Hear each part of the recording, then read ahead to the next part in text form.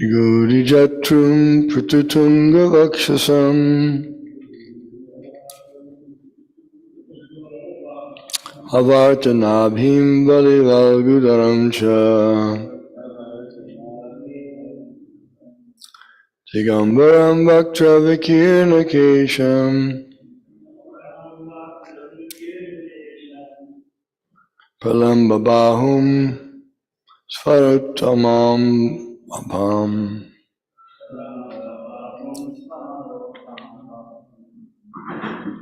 Nigurijatum Pratutunga Vakshasam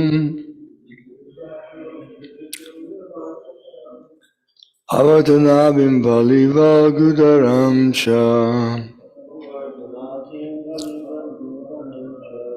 Digambaram Bhakta Vikirna Kesham Lambabahum Swamarotamabham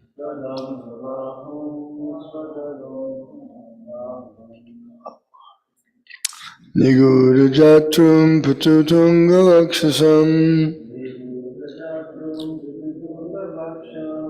Vartanabhim Balivalgudaram Cha Digambaram Bhakta Vikirna Kesham Pralambabahum Swamarotamabham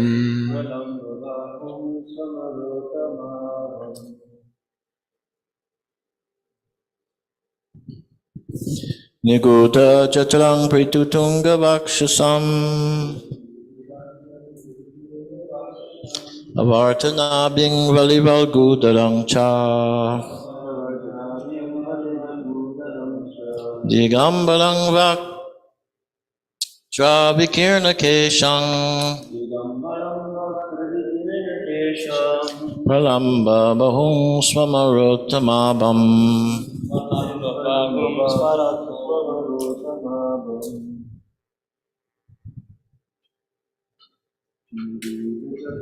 Pritutunga Vaksham Avat Vartanabhim Balivalgudaram Cha Digambaram Vatra Vikirna Kesham Pralambabahum Swamarotamabam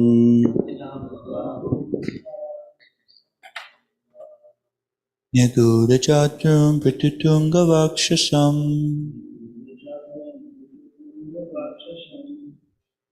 Avartanabhim Valivalgudaram Cha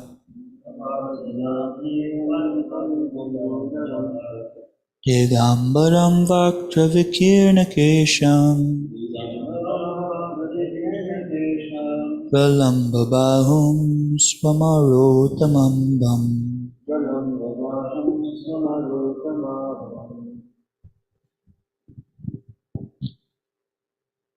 Niguda Jatram Pritutunga Vakshasam Avartanabhim Valivalgudaram Cha Digambaram Vaktra Vikirna Kesham Pralambabahum Swamarotam Abham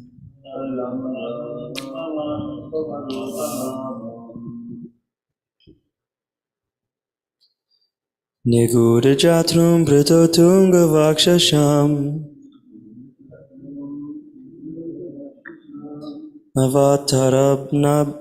Avatarnabhim Valivalgudaram Cha Digambaram Vaktra Vikirna Kesham Pralambabahum Swamarotamabham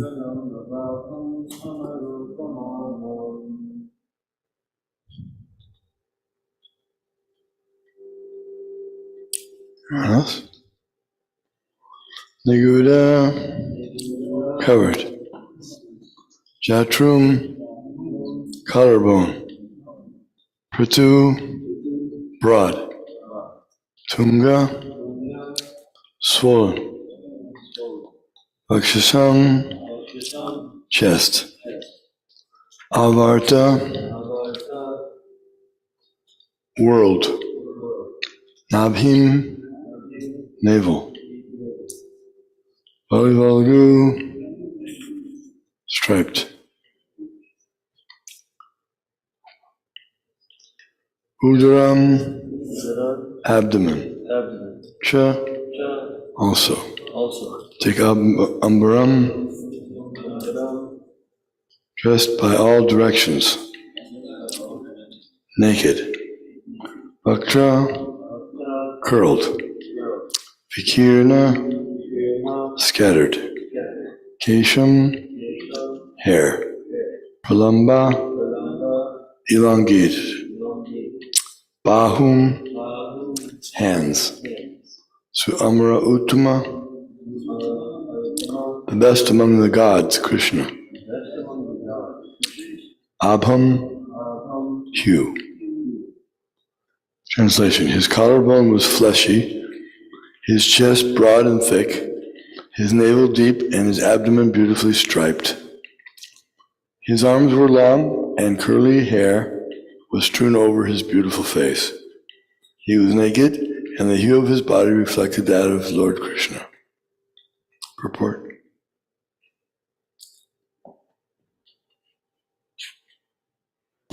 Purport. His bodily features indicate him to be different from common men.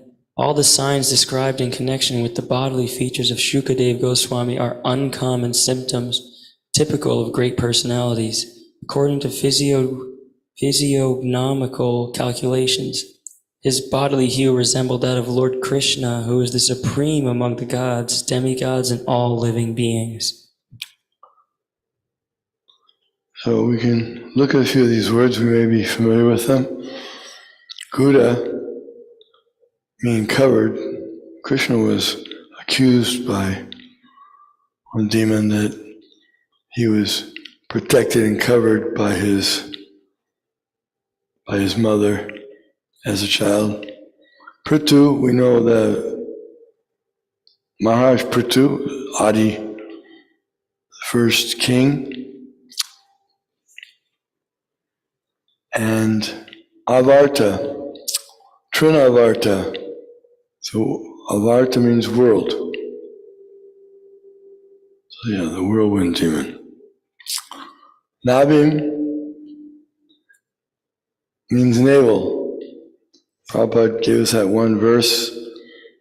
I still remember that verse, I think. Prabhupada told us to memorize. Each day we should memorize these. The verse we chant, we should memorize.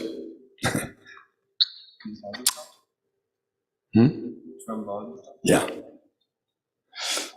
And that particular verse,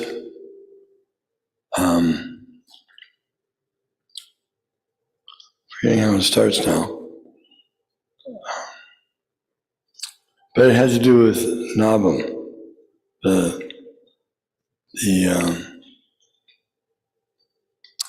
navel of the Lord's lotuses. His face is like lotus, and all the different parts of his body. The navel is like the lotus, because the lotus flower came out of the Lord's navel, and Lord Brahma was born. Look, see if I remember that. Then udaram, abdomen. The one who is qualified to become a spiritual master is one who has controlled his mind, his words, and his anger, and his tongue, belly, and genitals. So udaram is the belly. supposed to control that. I mean, not overeat. Dig means directions, ambram, covered. So this is a very poetic, nice way of saying he was dressed with the directions. He had no clothes on. Just the directions. There's 8 directions, or sometimes 10 directions. North, south, east, west, northwest, north, east, southeast, southwest. Up, down, it's 10 or 8.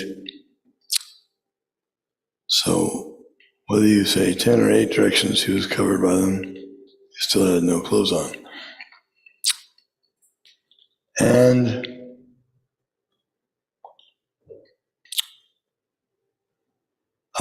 Kesha, we know that word, Keshava, one of his beautiful hair. That's the name for Krishna, Kesha.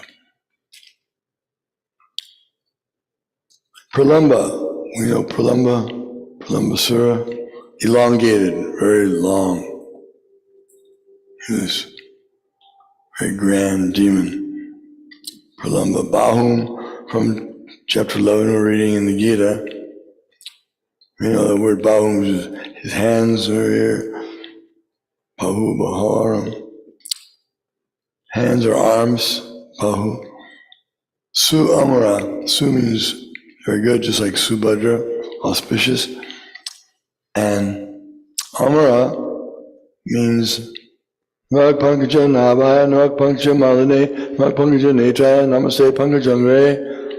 Thank you for the memory of that verse. Nag Pankaja Nabhaya. So the Lord whose navel comes out the whole universe, Brahma sits on. Pankaja Nabhaya, Nag Pankaja Maline.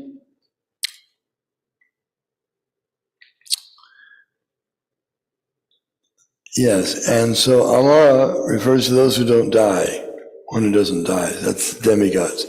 They're not actually really Amara, but they live, they're endowed with the lifespan of they can live through one lifetime of Brahma, one day of Brahma.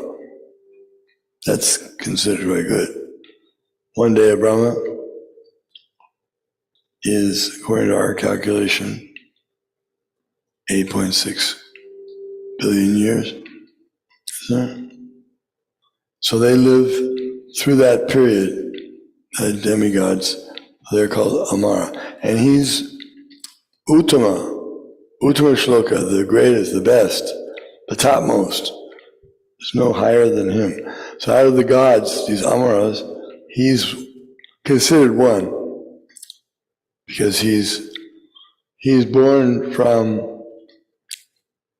Kashyapa and Aditi in his form as Vamandev. And they're the chief demigods are his brothers.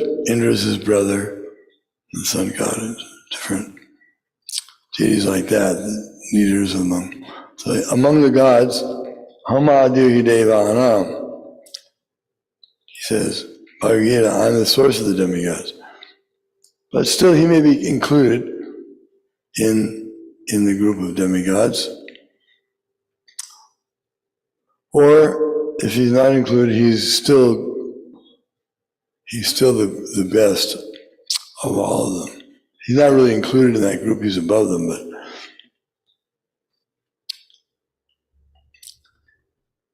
so those are a few things to consider. Let's go on and read the next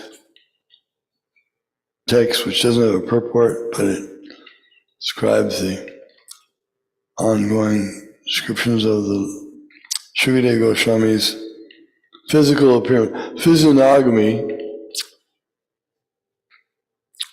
there's different descriptions in scriptures.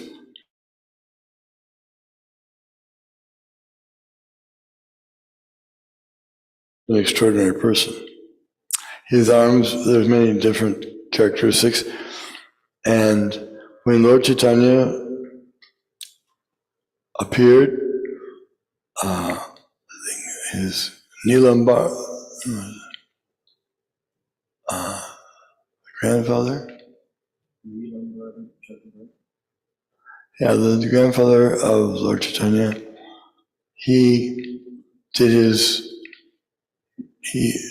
was also a great astrologer, and he knew the scriptural.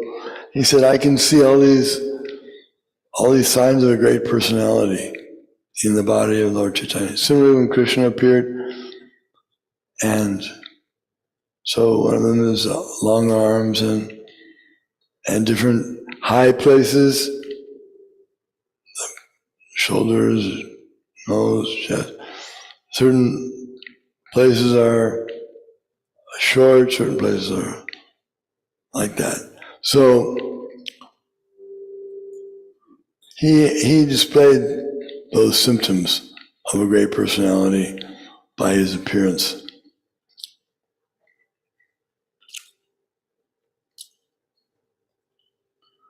Okay, so the next text, 28, I'll read the Sanskrit. Shamam sadapivya vayogna lakshmiya strina manogyam ruchirasmitena pratyutitaste munayasvas sanebhyas talakshanagya guda varchasam.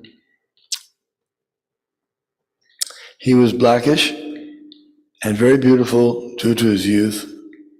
Because of the glamour of his body and his attractive smile, he was pleasing to women.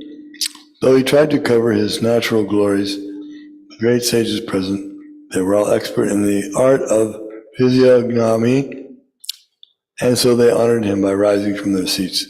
That means the saintly persons there all knew that by his physical appearance that he was a great personality. Krishna is described the bodily color of his. It can't be actually compared to anything within the material world because everything in the material world is material. But still, some description is given to give an idea that his hue is like hue of a blue cloud. And another place it says, Akari, was it? Atari. If you look up the Atari flower, it's blue. You can look on the internet. Atari. I think it's the Atari. And it's sky blue. So that sky blue, that color, the Atari flower, is also used in the scriptures to describe his hue.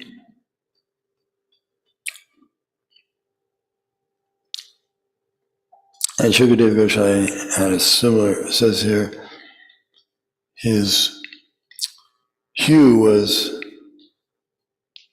blackish like that of Lord Krishna. That's in the previous verse said. The hue of his body reflected that of Lord Krishna. So we'll go on to the next one. Oh, so they all the sages rose from their seats. This is proper etiquette. They wanted to receive this great personality, so they rose, they stood up. And we know in the case of Ramaharshan Sutta, when Lord Balaram came into the assembly, everyone either stood up or paid obeisances. Those are the two things that everyone did except Ramaharshan Sutta. He neither stood up nor paid obeisances, because he was thinking that he was situated on the Vyasasan, and he didn't need to do that for ordinary guests.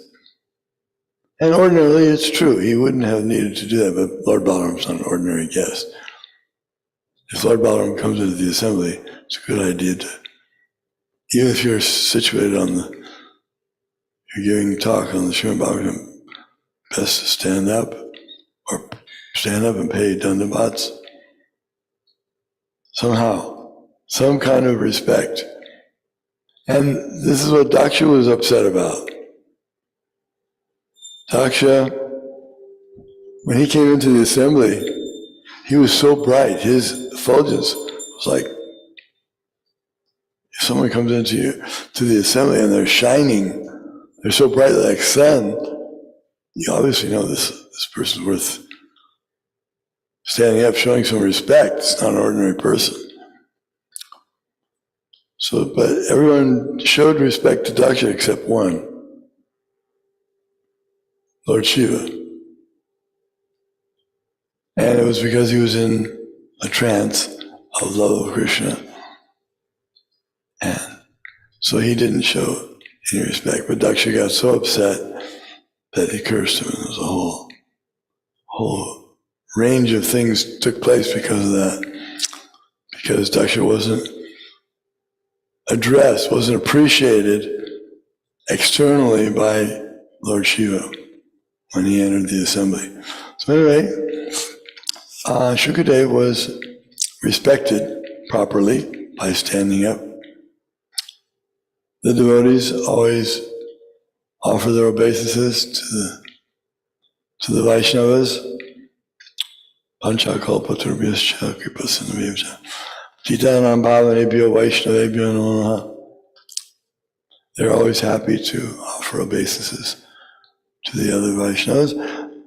They call them Prabhu. Prabhu means master.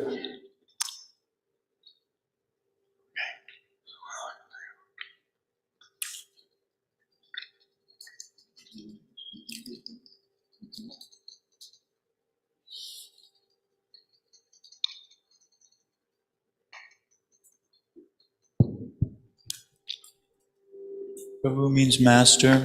We're aspiring to be the servant of the Vaishnavas, who are servants of the Lord. So whenever we get an opportunity to serve, one another in some kind of way, we take that up very sincerely, very thoughtfully. And in this way we can develop some real affection for the Lord's devotees and for the Lord. So, sorry, I'm just pulling up the verse. So these descriptions of beautiful Krishna, I'm sorry, these are descriptions of the great sage who came, and we can understand that they were not, or this was not an ordinary person.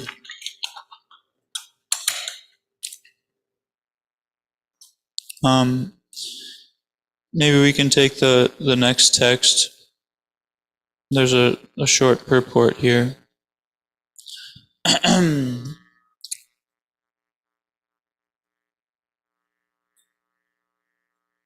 Maharaj Parikshit, who is also known as Vishnu Rata, or one who is always protected by Vishnu, bowed his head to receive the chief guest, Shukadeva Goswami.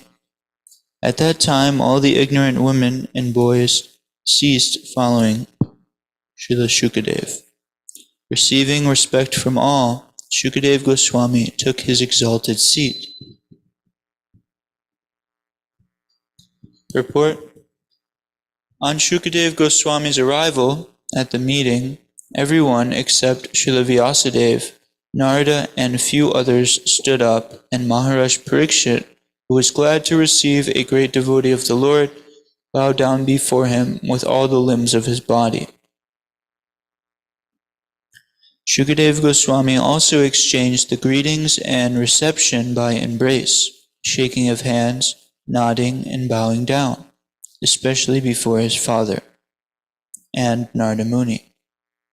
Thus he was offered the presidential seat at the meeting. When he was so received by the king and sages, the street boys and less intelligent women who followed him were struck with wonder and fear. So they retired from their frivolous activities, and everything was full of gravity and calm. So Shukadeva Goswami, he was effulgent. He was blackish, very beautiful. He was naked, young boy, attractive smile, pleasing to women. And when he came up to this assembly of sages, they were astonished to see such a personality.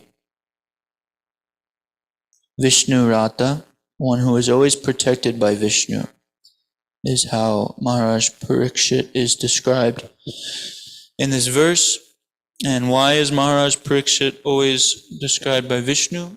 Well, because he is a great Rajarshi, he is a great devotee of the Lord. And Lord Krishna says that I protect my devotees. They need not fear anything.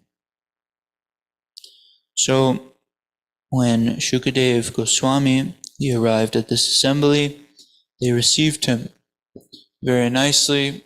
It's described that they stood up, they bowed down, stood in honor, shook his hand. And there's different ways of receiving a guest, a great personality in the Vedic culture. Some of them being dandavats. Dandavat means falling to the floor like a rod, or like a branch or a tree falling. So this is a way to honor a great personality. Another way is to offer him a sitting place, offer him water, offer him some type of garland, offer him a kirtan, offer him nice prasadam,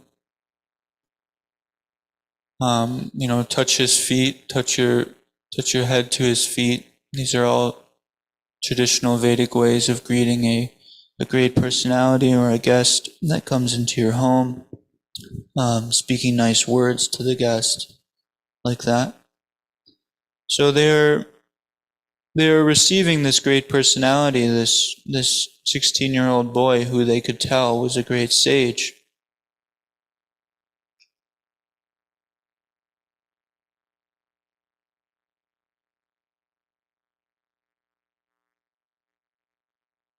He got the presidential seat of the meeting. So even though all of the greatest sages in the universe were assembled here, still this boy got the seat to speak, because they knew that this is no ordinary personality. This is somebody who knows the absolute truth, and they were all interested in hearing. And then it says that everything was full of gravity and calm. We know from Nectar of Devotion, there's different scriptures of Lord Sri Krishna, and one of them is grave, or possessing gravity. And this description is given that somebody who is grave, you cannot tell their mind. They're difficult to read.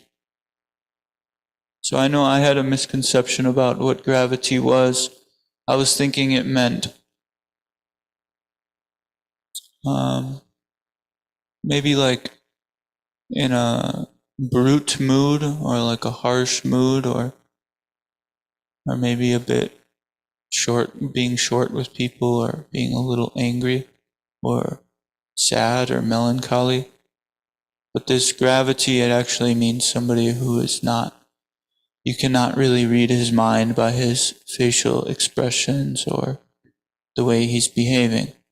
So this is a quality of a Vaishnava, or a saintly personality, we hear a lot in the revealed scriptures. And to be calm. Somebody who is calm is no longer, he's not nervous in any way. He's not filled with any fear, because he knows his position. He knows his eternal position as a servant of Krishna. And in this way, Krishna takes care of him, and Krishna provides for him.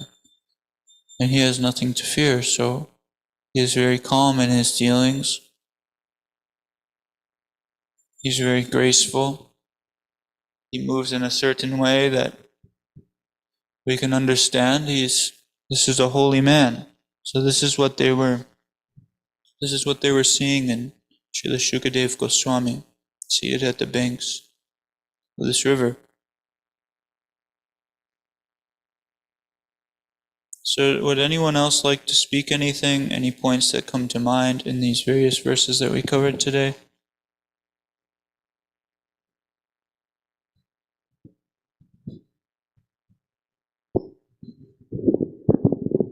I thought it was nice that Prabhupada's mentioning that there were some street boys, it says here less intelligent women, who were following Srila Shukadev Goswami, and they were more or less kind of like bothering him. Of course, he's never bothered, but they were just basically having fun at his expense, you know. And when they saw all the sages and kings receive him very in the manner that they did, you know, very respectfully and like that, then they were struck with wonder and fear, and then they left. So this is very interesting that I'm thinking about how when we see other persons, and specifically when we see devotees give respect to other devotees, then it can kind of change our consciousness, like, oh, we didn't know that that person was so special person. Like when I first came here to RVC, you know, I was puffed up, and I still am, but, you know, His Holiness Danavir Maharaj was here, and, you know, I made some sort of gesture to him, but then I would see the other devotees, they do something completely different, you know, or I'd see Srila Prabhupada, and the devotees were paying full dandavats and jumping on the ground and, you know, grabbing his feet, and said, wow, this must be really somebody. We put him on a really nice chair, and, you know, all sorts of respect is given to this person. So then that kind of changes the consciousness, and that also happens with other devotees too, that I heard recently,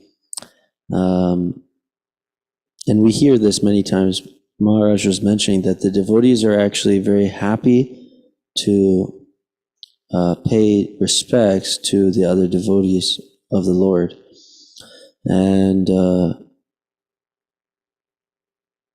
many people have actually mentioned that when they see devotees paying obeisances to each other, it really helps them kind of get in this mood, you know, servant of the servant mood.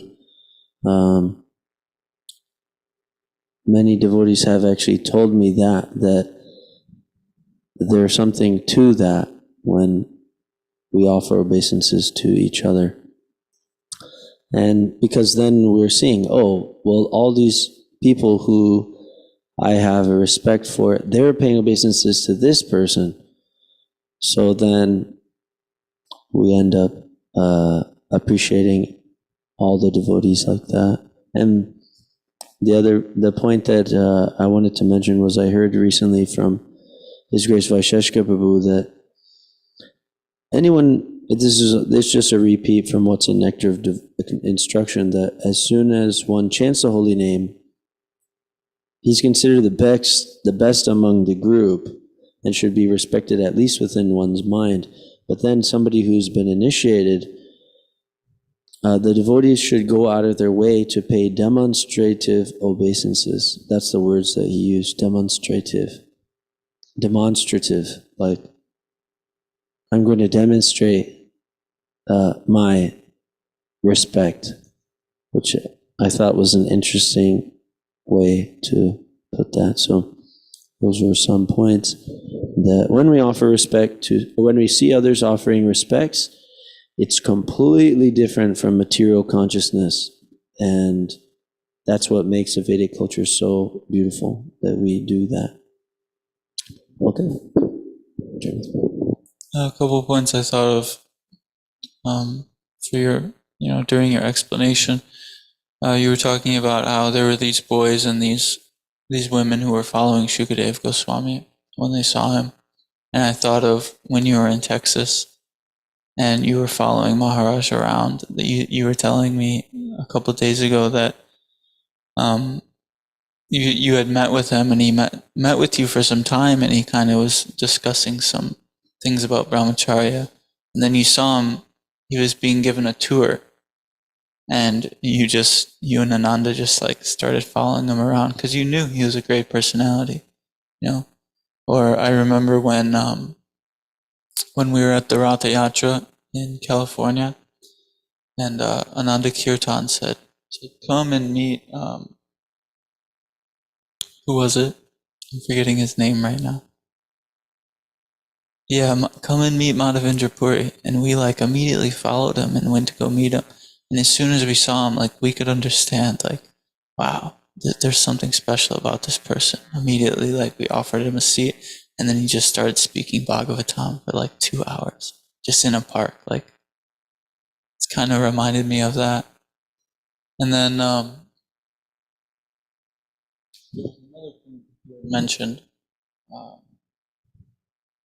Offering obeisances to the devotees.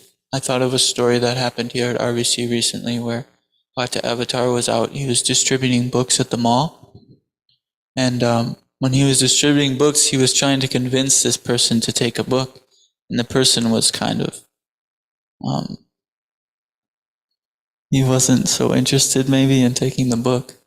I mean, you know better than I do. But so he was at the mall and he was trying to distribute these books, and then out of nowhere, Bhakta Brian comes up, who he attended the Bhakta program a few years back. And Bhakta Brian, he immediately got down and did full dandavats to Bhakta Avatar Prabhu, who was distributing a book. Oh, maybe it wasn't you. Maybe it was someone else. Was it you, Prabhu?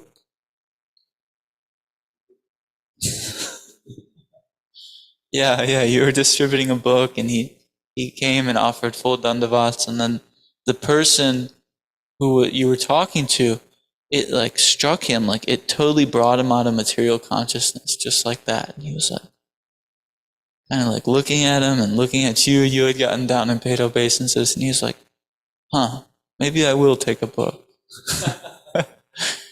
So that's the power of, paying your respectful obeisances to a Vaishnava. Anyway, thank you.